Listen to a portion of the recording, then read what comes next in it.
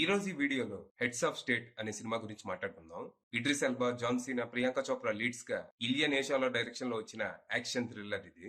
ఈ cinema story ఏంటి, దీని మీద నా ఒపీనియన్ ఏంటి అనేది 2 నిమిషాల్లో తెలుసుకుందాం పదండి. ముందుగా ఈ సినిమా స్టోరీ ఏంటంటే, విక్టర్ గ్రోడవ్ అనే ఒక ఇంటర్నేషనల్ ఆర్మ్స్ డీలర్ తనకు జరిగిన అన్యాయానికి ప్రతీకగా ప్రపంచ దేశాల మధ్య చిచ్చు పెట్టి యుద్ధ వాతావరణం తీసుకొచ్చి అల్లకల్లోలం సృష్టించాలి అనుకుంటాడు.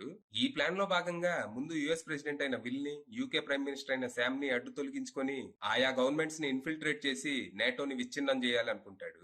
మరి ఈ ప్లాన్ ని మన విల్ అండ్ శామ్ కలిసి ఎలా అడ్డుకున్నారు, అసలు విక్టర్ కి జరిగిన అన్యాయం ఏంటి, ఎంత ఇంటర్నేషనల్ ఆర్మ్స్ డీలర్ అయినా గవర్నమెంట్స్ ని ఇన్ఫిల్ట్రేట్ చేసేంత రిసోర్సెస్ తనకి ఎక్కడి నుంచి వచ్చాయి, ఈ ప్లాన్ లో తనకి సహకరిస్తుంది ఎవరు, ఇంతకీ ఈ కథలో MI6 ఏజెంట్ అయిన నోయల్ పోషించిన పాత్ర ఏంటి అనేది మీరు సినిమా చూసి తెలుసుకోవాలి. ఇక ఈ సినిమా మనం లాజిక్స్ మర్చిపోయి కామన్ సెన్స్ వదిలేస్తే కొద్దో గొప్ప టైం పాస్ అనిపించేలా ఉంది. అంటే ఇందులో రైటింగ్ చాలా లేజీగా ఉంది. రొటీన్ స్టోరీ తీసుకొని అందుకు తగ్గ రొట్ట స్క్రీన్ ప్లే రాసుకొని అసలు ఏ మాత్రం కొత్తదనం అనేది లేకుండా దీన్ని తెరకెక్కించారు.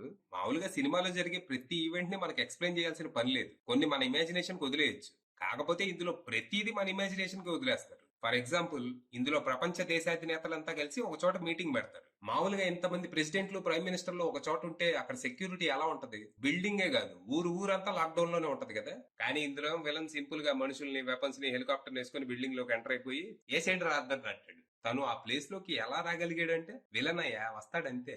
అదే వాళ్ళు ఇచ్చే ఆన్సర్. ఇలా ఉంటది ఇందులో రైటింగ్.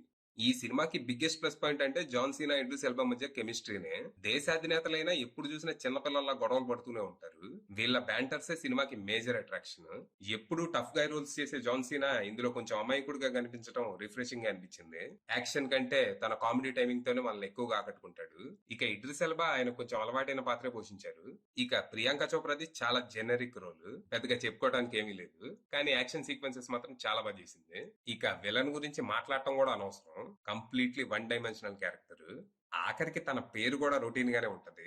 ప్రపంచాన్ని అంతం చేయాలనుకునే ప్రతి విలన్ పేరు విక్టరే. కనీసం పేరన్నా మార్చి సావచ్చుగా. ప్రస్తుతానికి ఈ సినిమా ప్రైమ్ వీడియోలో స్ట్రీమ్ అవుతుంది. తెలుగు వర్షన్ కూడా అవైలబుల్ ఉంది.